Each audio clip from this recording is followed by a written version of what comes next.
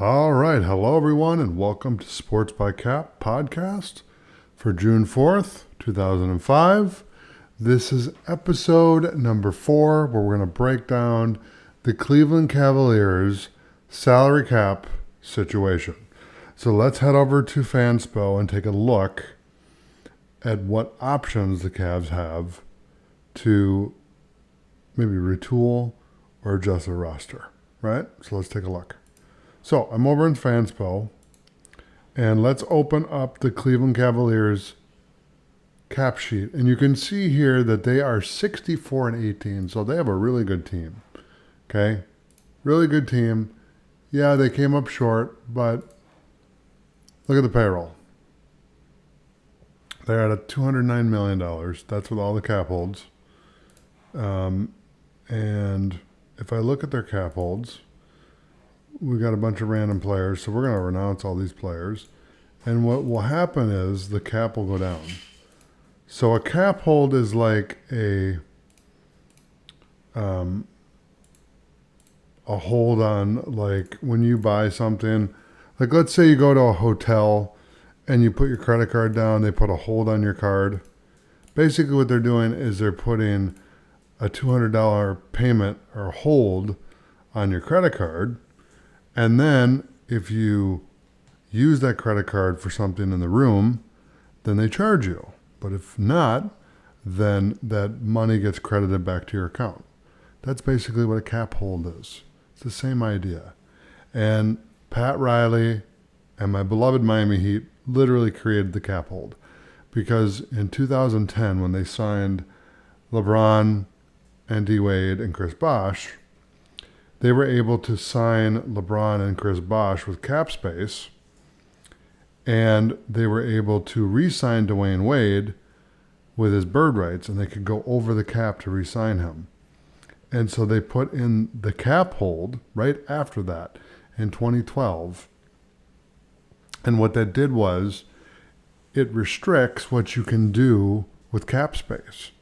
So let's say that they had Dwayne Wade now on the team, and they wanted to sign 2 max free agents and keep Dwayne Wade. You can't do that. So I literally call that it's a Pat Riley hold. They should call it the Riles hold because he manipulated the cap system within the rules, of course. But every time he came up with a different idea for the salary cap, somebody cried foul, and then they changed the rules. Okay? So, and now you see that like the Cleveland Cavaliers, they drafted these 2 guys, okay? They traded for Donovan Mitchell. They traded for Jared Allen. They got Max Strus through free agency because he was on the Miami Heat. That's how I know who he is. And they're definitely my team. I got mad respect for Pat Riley. So we won't ramble too much about him right now. But the point is that that cap hold is because of the Miami Heat, literally. And the super team that they created with LeBron, Wade, and Bosh. And the NBA wanted to avoid that at all costs, which I understand.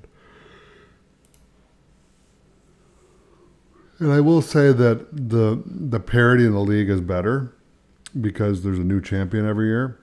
It's way more entertaining. And it's just like the finals that start tomorrow, the Thunder and the Indiana Pacers. Okay? The Indiana Pacers have never won the championship. The Thunder won it under the name of the Seattle Supersonics, and they carried over their history to Oklahoma City. And so if they win one, it will be the first one since Seattle won one in, I believe, the 70s. I could be wrong on the date, I'm guessing, so don't hold me to that. But let's look at the salary cap for the Cleveland Cavaliers. What is a championship move that they can make to get them to the promised land, so to speak? So if you look here at the first apron, it's $195.9 million. The second apron is 207, and we are at 210. So we're over the salary cap. We're hard capped. We cannot aggregate players. However, if I call I was going to say Baltimore, but Brooklyn, not Baltimore. And I grabbed Max Strus for example, and say, Brooklyn, take these two guys on, would you? Sure, we got cap space. Boom. There you go. Success. Now, what does that do by doing that? What that does is it creates a $34 million gap that we can fill with other players. Okay? And you'll see our calculator changes. I have $11 million in first apron space and $4.7 million before I get to the tax threshold. Okay? And so I can take on more salary than I would be able to if I didn't move those players. Now, if I move another player, let's say that I call the Phoenix Suns, for example, and I say I want Kevin Durant. Okay? So we move Kevin Durant over here, but before we do that, I move Evan Mobley to the Suns. Okay? And then we move Kevin Durant here. What that does is we're over the first apron, but I'm under the second apron, and that should clear. Okay? So now I've added Kevin Durant to a loaded team with Donovan Mitchell. They got Darius Garland, Donovan Mitchell, KD, DeAndre Hunter, Jared Allen, Dean Wade, etc. Now, let's say, well, I don't want to give up Evan Mobley. Okay. I want to give up this kid right here, DeAndre Hunter. And it works. Okay. I wasn't sure if it was going to work. I'm reacting to this in real time, so I have not rehearsed this, so I don't know if it will work based on this. Because when you're hard capped, it won't let you do it. However, what I did was I didn't manipulate the system. I worked within the rules. And basically what I did is I sent these two players out first for nothing in return, right? Which got us under the second apron and got us under the first apron. Then I sent out DeAndre Hunter to the Suns and got Kevin Durant. Okay, now we have a loaded team. So we have a great starting five. Darius Garland, Donovan Mitchell, Evan Mobley, Durant, and Jared Allen. Okay? And then we got a bunch of role players that if we have space, I can squeeze in an $8 million player. Okay? Now there is a guy that I would like, Cody Martin. And I only know that because he played for the Heat. I don't know if I have enough to squeeze him in. Let's see if we do. Nope, we're off by, it says 13 million, but well,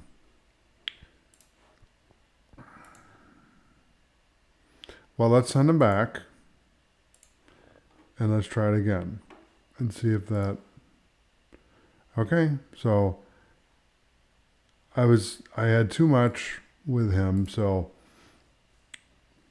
if I get someone that's cheaper, then I could do it, but they won't let me take him, Cody Martin, particularly because he's over the amount that is allowable, okay? And you'll notice the allowable amount is $8.3 million, and he's got an $8.6 million cap hit, so it won't work, okay? But if I get somebody that is making 8.1 or 5 million, let's say I want to get these two guys, okay? Just for giggles, okay? Just to kind of give us some depth, okay?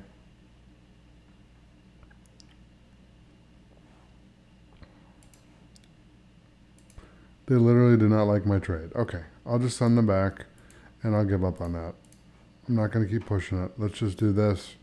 Boom, it works. All right, let's look at our cap sheet.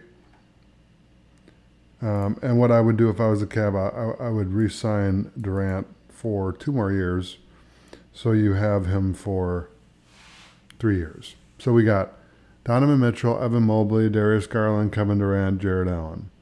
And then we got a pretty decent bench, and then we can retool with role players. And we are at, the cap is not 214. We're at 212. Okay, we are over the cap. So we're in the second apron. So what they could do is this could be an all-in move. You go for the championship this year, and then you're out after that. And the funny thing is Kenny Atkinson was the coach of the Nets. I don't know that he would be welcoming of Kevin Durant when he probably was part of the reason why he got terminated. But it's hard to say. Nobody really knows. But that's one move that the Cavs can make. Now let's look. Let's reload this and let's look again and see what else we can do to make an all-in move for the Cleveland Cavaliers. Let's call up the Boston Celtics and say, hey, we want to win a championship while Jason Tatum is recovering. How can we weaken you even more? They did this with Kyrie Irving, which I still don't. That trade still doesn't make sense to me. They traded Kyrie Irving for Isaiah Thomas. Just a random move. And this was, 2018. So 7 years ago already. So let's grab Kristaps Porzingis. We'll drop him here. And then let's grab Jared Allen and drop him here. Now, that may not work because if we don't have we got to cut 10 million. So I'll grab him and we'll drop him here. And then, okay. So I got to send $1 million back.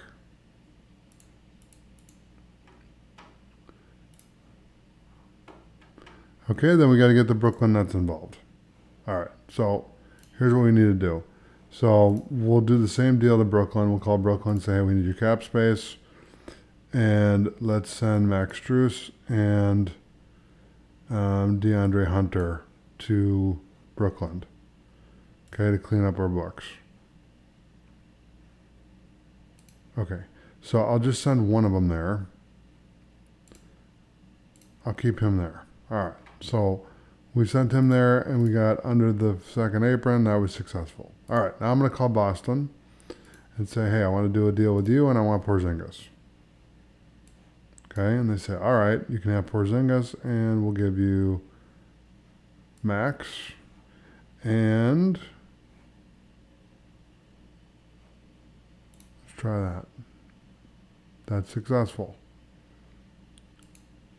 Now, I wonder if we could just do this and give him a draft pick. Okay, so I got to cut $7 million, basically.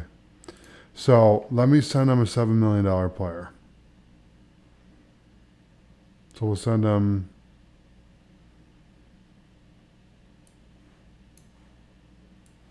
these two guys right here.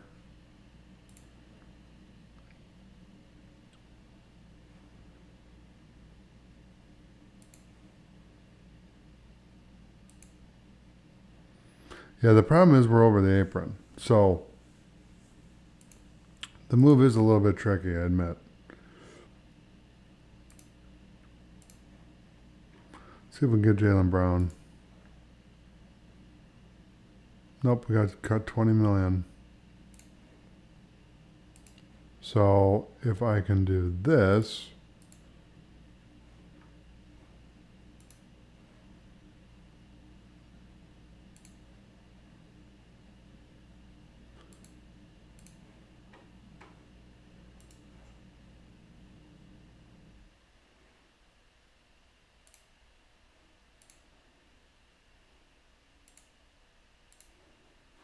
okay, let's put them there. Nope, they will not let me do it. Okay, this is too hard to do because I got to aggregate salaries. Remember I was making fun of Wendy before? Well, now he's starting to be right. So what I can do is grab Evan Mobley, drop him on the Nets. Okay. And it's saying that they can't take on this salary, which is not completely true, but we'll undo it. And I'm going to try one more thing here, and then we're going to wrap this video up for today. So let's send him to the Nets, and this cat to the Nets. And then I'll try that trade. Beautiful. That works, so we can take back $34 million. So in theory, and theory alone, I should be able to take on Kristaps Porzingis clean.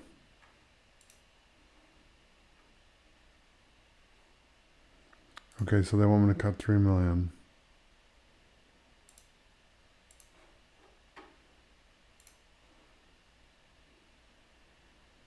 Oh.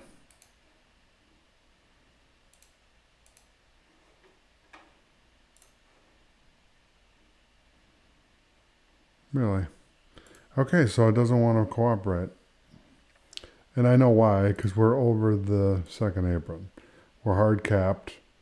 So I would need to send out Darius Garland and then get Porzingis back that way. Now it should work. Well, it will work. I need to send $8 million to the Nets.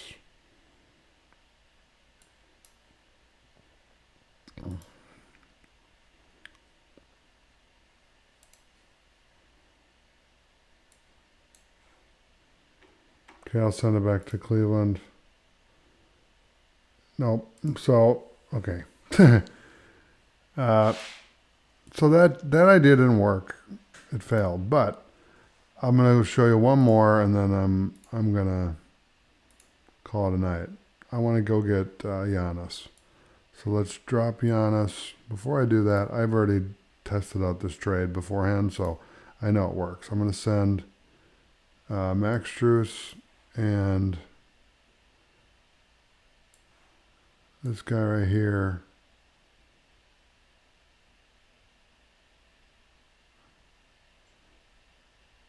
And I think it was Evan Mobley's going here, Kuzma's going here, and Giannis is going here. I believe what the pattern was.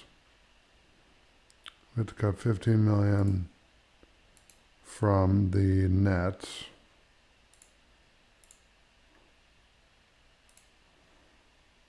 Okay, and then $4 million from the Cavs.